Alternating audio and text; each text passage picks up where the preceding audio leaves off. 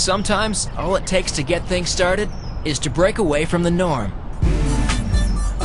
Get your favorite snack from Jack's, and just see where that takes your day.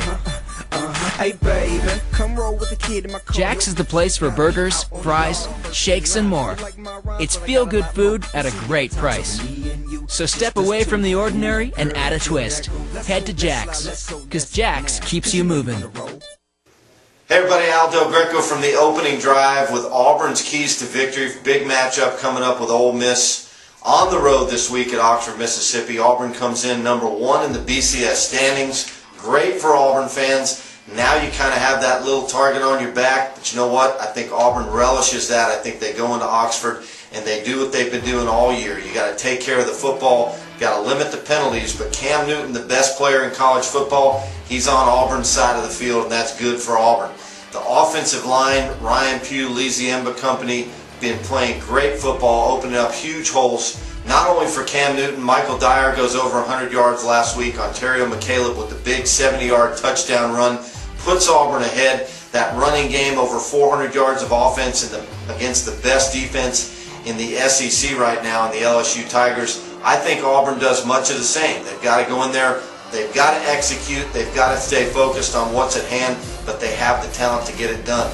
Ole Miss on defense, Gerald Poe, Kendrell Lockett, great defensive front for them, but you know what? They're going to have their hands full this week, giving up over 35 points in 4 of their games this year, so Auburn's going to have a chance to score.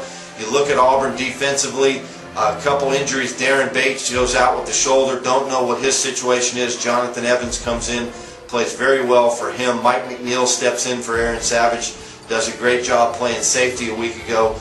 Did a great job against LSU. Little bit of a different challenge with Jeremiah Masoli and that Ole Miss spread attack this week. Jeremiah Masoli completed about 56% of his passes, but you know what? Only averages 7.1 yards per attempt. So I think that works to Auburn's advantage.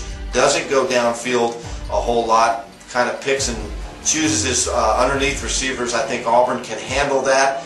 And when you're talking about running the football, Jeremiah Masoli also dangerous there. Second on the team in rushing to Brandon Bolden. Gets the job done. You saw what Jordan Jefferson did at times last week. I think Jeremiah Masoli will have an opportunity to kind of do the same. Going to be tough for Auburn's defensive line. Nick Fairley, Zach Clayton and company. They're going to have to stay in their rush lanes. They're going to have to limit the opportunity for Jeremiah Masoli to get outside the pocket to make things happen. But you know what? When it's all said and done, Auburn goes in, take care of business, take care of the football, limit the penalties. I think they come away with a big victory. That's the keys to victory for this week. Auburn taking on Ole Miss. It's Al Del Greco from the opening drive.